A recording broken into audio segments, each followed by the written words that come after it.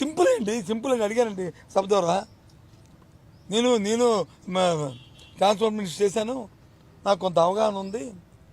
ఆడవాళ్ళకి వచ్చి మహిళలకు వచ్చి ఉచిత బస్సు ఇస్తున్నారు. ఇవాళ మన స్టేట్లో ఆక్యుపేషన్ రేషియో వచ్చి 62%, 60% ఉంది. ఇంకా 40% బస్సులు ఖాళీకి వెళ్తున్నాయి.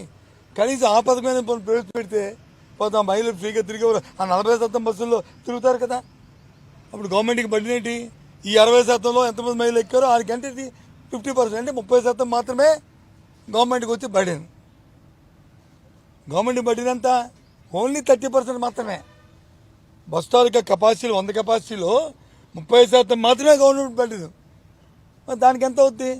100 కోట్లు 1200 కోట్లు అవుతాయి. ఆ చిన్న పథకాన్ని కూడా మీరు పెట్టలేకపోయారే అంటే మీకు చిత్తశుద్ధి లేదు, మీకు చేయాలనే కమిట్మెంట్ లేదు, చేద్దామని తపన లేదు మీకు.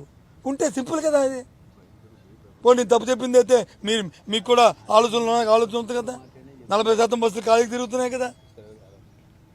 60%లో 30% మంది మహిళలు, 30% మంది పురుషులు కదా. 30%కే కదా 50-50 వేస్తే దానికే కదా మరి గవర్నమెంట్ బడ్డీలో.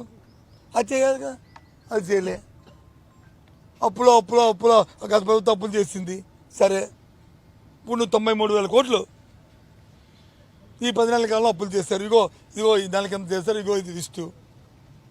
ఇది కాక మార్కెట్ సివిల్ సప్లైస్ ఇంకో 13,000 కోట్లు చేశారు.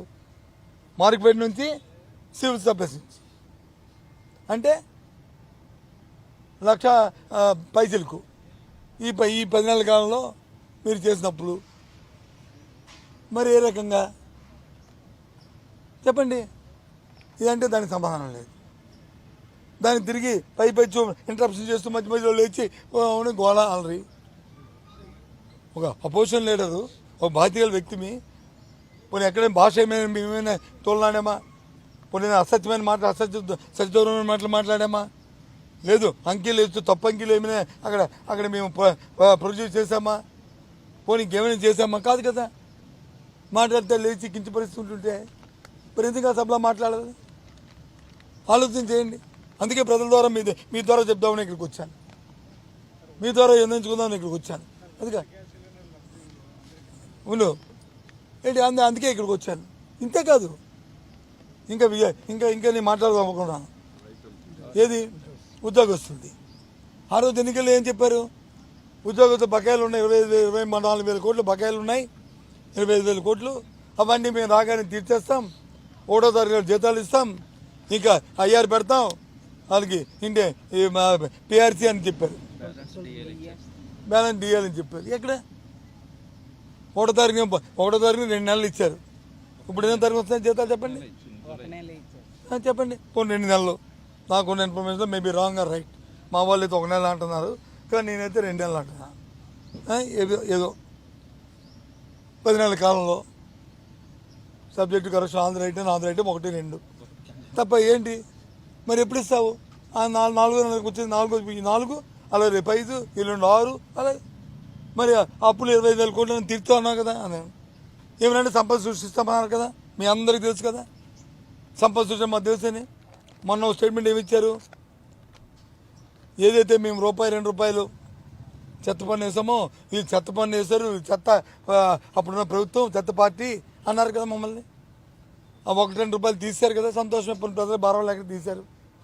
మేము దాంట్లో మాకు ఇవ్వదు లేదు. మరి 10 నెలల కాలం చెత్త ఎత్తాలి కదా. చెత్త పన్ను తీసే చెత్త ఎత్తాలి కదా. 80,000 టన్నులు పెరిగిపోయింది. ఎందుకు పెరిగిపోయింది? ఈ 10 నెలల కాలంలో ఎత్తుకుపోవడం వల్ల. దాన్ని మీరు ఆ 10 నెలల కాలంలో ఆ చెత్తను తీడిపోవడం వల్ల ఆ చెత్త కంపు కొడుతుంది. అక్కడ గత ప్రభుత్వం ఘనత కాదు, ఈ ప్రభుత్వం ఘనతది. గత ప్రభుత్వంలో ఉదయాన్నే వేసేటప్పటికి ఇంటి ముందు వచ్చి బెల్ల కొట్టి తలుపు కొడితే మేము ఇచ్చిన డొక్కులు ఏదైతే ఆ టిన్స్ ఉన్నాయో, ఆ గ్రీను, ఆ బుల్ల దాన్ని తెచ్చి ఆ ఆటోలు వేసేవారు. పోనీ నీ విధానం వేరు. ఆ విధానంతో తీయ చెత్తనే. అది పెరిగిపోయి ఉండి మళ్ళీ మా ఎవరి మీద నింద? మీ ఇంటికి అడగండి. మీరు ఉదయం వచ్చేస్తున్నారు కదా, మీ ఆడవాళ్ళు అడగండి. ఇప్పుడు ఏ విధంగా చెత్తని ఎత్తున్నారో లేదో ఈ చూస్తున్న ఈ రాష్ట్ర ప్రజానీకం ఆలోచన చేయండి. ఈ ధర్మ విధానాన్ని నువ్వు పెట్టినప్పుడు ప్రభుత్వం ప్రజలతో ఎన్నుకోబడిన ప్రభుత్వాలు వాళ్ళ విధానాలకు ఉంటాయి, వాళ్ళ నిర్ణయాలు వాళ్ళకు ఉంటాయి. ఓకే, మేము పెట్టిన విధానాన్ని కొనసాగించాలని ఎక్కడ నియమం లేదు, నిబంధన లేదు. కానీ మేము మారుతున్నప్పుడు ప్రజల తాలూకా సౌలభ్యాన్ని వాళ్ళ తాలూకా పంచాయతీలు చూసుకోవాలి, దానివల్ల వాళ్ళకి మెరుగైన విధానం రావాలి. అంతేకాని వీళ్ళు పొయ్యిలో పడిపోతుందంటే ఎలాగండి? ఈ ధర్మ ఇది 83,000 టన్నుల చెత్త ఎందుకు వచ్చింది? 1,00,000 టన్నులు ఈ 10 నెలల కాలంలో ఎత్తకపోబట్టే వచ్చింది చెత్త. ఎంత ఎందుకు వస్తుంది? ఇక ఉద్యోగస్తులకు వచ్చి జీతాలు ఇస్తానన్నావు, ఎందుకు ఇవ్వలేదు? ఇక ₹1 అదనంగా పాత బకాయిలు ఇచ్చింది కానీ, లేదా వాళ్ళు ఇచ్చిన డిఎల్ పెన్షన్ ఇచ్చింది కానీ లేదు. పిఆర్సీ చైర్మన్ రిజైన్ చేశారు, కొత్త పిఆర్సీ చైర్మన్ రీడింగ్ కానీ లేదు, ఐఆర్ కానీ నేను ప్రకటించారా? మేము మా విధానంలో ప్రకటించాం, మా విధానం అది కాదు. ఎస్ చెప్పండి, మేము చెప్పండి, మేము అడుగుతున్నాం. అంటే ఆ రోజు మీరు ఎన్నికల్లో చెప్పారు కాబట్టి అడుగుతున్నాం, చెప్పకపోతే మేము అడగం.